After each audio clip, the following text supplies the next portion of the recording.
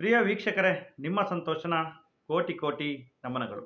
ಹಾಸ್ಯ ನಟ, ರಂಗಭೂಮಿ ಕಲಾವಿದ, ಧಾರವಾಡದ ರಂಗಾಯಣದ ನಿರ್ದೇಶಕರು ಹಾಗೂ ಕಾಸ್ಕಂತೇಶ್ವರ ನಾಟಕ ಮಂಡಳಿಯ ಮಾಲೀಕರಾಗಿದ್ದಂತಹ ರಾಜಿ ತಾಳಿಕೋಟೆಯವರು ನಿನ್ನೆ ಕೊನೆಯುಸಿರೆಳೆದಿದ್ದಾರೆ. ನಿನ್ನೆ ಸಂಜೆ 5:30ಕ್ಕೆ ಕಸ್ತೂರಬಾ ಮೆಡಿಕಲ್ ಅಂಡ್ ಕಾಲೇಜ್ ಆಸ್ಪತ್ರೆ ಮಣಿಪಾಲ್ನಲ್ಲಿ ಅವರ ಹೃದಯಾಘಾತದಿಂದ ಮರಣವನ್ನು ಹೊಂದಿದ್ದಾರೆ ಸ್ನೇಹಿತರೆ. ಅವರು ಕನ್ನಡ ಚಿತ್ರರಂಗದಲ್ಲಿ ಹಾಗೂ ನಾಟಕಗಳಿಂದ ತುಂಬ ಜನಪ್ರಿಯತೆಯನ್ನು ಗಳಿಸ್ಕೊಂಡಿದ್ರು.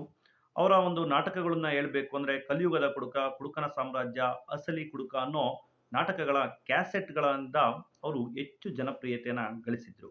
ಅವರು 4 ರಾಜ್ಯಗಳಲ್ಲಿ ಹೆಸರನ್ನು ಗಳಿಸಿದ್ರು: ಕರ್ನಾಟಕ, ಗೋವಾ, ಮಹಾರಾಷ್ಟ್ರ ಹಾಗೂ ಆಂಧ್ರ ಪ್ರದೇಶ್. ಅವರು ಚಿತ್ರರಂಗದಲ್ಲಿ 2009ರಲ್ಲಿ ಮನಸಾರೆ ಅಂತ ಚಿತ್ರದಲ್ಲಿ ನಟನೆಯನ್ನು ಮಾಡ್ತಾರೆ. ಯೋಗರಾಜ್ ಭಟ್ ನಿರ್ದೇಶನದ ಒಂದು ಚಿತ್ರ. ಆ ಚಿತ್ರದ ನಂತರ ಅಪ್ಪು ಪಪ್ಪು, ಸುಗ್ರೀವ ಹಾಗೂ ಸುಮಾರು ಚಿತ್ರಗಳಲ್ಲಿ ಅವರು ಅಭಿನಯವನ್ನು ಕೂಡ ಮಾಡಿದ್ದಾರೆ. ಈಗ ಕೊನೆಯ ದಿನಗಳಲ್ಲಿ ಅವರ ಆರೋಗ್ಯದಿಂದ ಚಿತ್ರಗಳಲ್ಲಿ ನಟನೆಯನ್ನು ಮಾಡ್ತಾ ಇರಲಿಲ್ಲ ಸ್ನೇಹಿತರೆ. ಅವರಿಗೆ ಇಬ್ಬರು ಹೆಂಡರು ಹಾಗೂ 5 ಜನ ಮಕ್ಕಳಿದ್ದಾರೆ. ಅವರು ವಿಜಯಪುರ ಜಿಲ್ಲೆಯ ಸಿಂದಗಿ ತಾಲೂಕಿನ ಚಿಕ್ಕ ಸಿಂದಗಿ ಹಳ್ಳಿಯವರು. ಅವರ ಸ್ವಗ್ರಾಮದಲ್ಲಿ ಇಂದು ಅವರ ಅಂತ್ಯಕ್ರಿಯೆ ನಡೀತಾ ಇದೆ ಸ್ನೇಹಿತರೆ.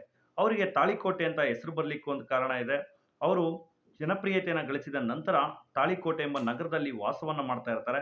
ಹಾಗೆ ಅವರ ಹೆಸರಿನ ಜೊತೆ ಅವರು ತಾಳಿಕೋಟೆಯನ್ನು ಸೇರಿಸ್ಕೊಂಡಿರ್ತಾರೆ. ಹಾಗಾಗಿ ಅವರಿಗೆ ನಾವು ರಾಜು ತಾಳಿಕೋಟೆ ಅಂತ ಕರಿತೀವಿ. ಅವರು ಬಿಗ್ ಬಾಸ್ 7 ಕಂಟೆಸ್ಟೆಂಟ್ ಕೂಡ ಆಗಿದ್ರು. ಬಿಗ್ ಬಾಸ್ 7 ಕನ್ನಡ ಸೀಸನ್ 7ರಲ್ಲಿ ಅವರು ಭಾಗವಹಿಸಿದ್ರು ಸ್ನೇಹಿತರೆ. ಅವರ ಹೆಸರು, ಕೀರ್ತಿ ತುಂಬಾನೇ ಇದೆ ಸ್ನೇಹಿತರೆ. ಅವರ ಒಂದು ಇವತ್ತು ನಾವು ಮರಿಲಿಕ್ಕಾಗದಂತಹ ಒಂದು ಸಾಧನೆಯನ್ನು ಮಾಡೋಗಿದ್ದಾರೆ. ಅವರ ಆತ್ಮಕ್ಕೆ ಚಿರಶಾಂತಿಯನ್ನು ನಾನು ದೇವರಲ್ಲಿ ಪ್ರಾರ್ಥಿಸ್ಕೊಳ್ತೇನೆ ಸ್ನೇಹಿತರೆ. ಹಾಗೆ ಈ ಚಾನಲ್ನ ಮೊದಲು ನೋಡ್ತಾ ಇರೋರು ತಪ್ಪದೇ ಸಬ್ಸ್ಕ್ರೈಬ್ ಮಾಡ್ಕೊಳ್ಳಿ. ಬಾಯ್ ಬಾಯ್.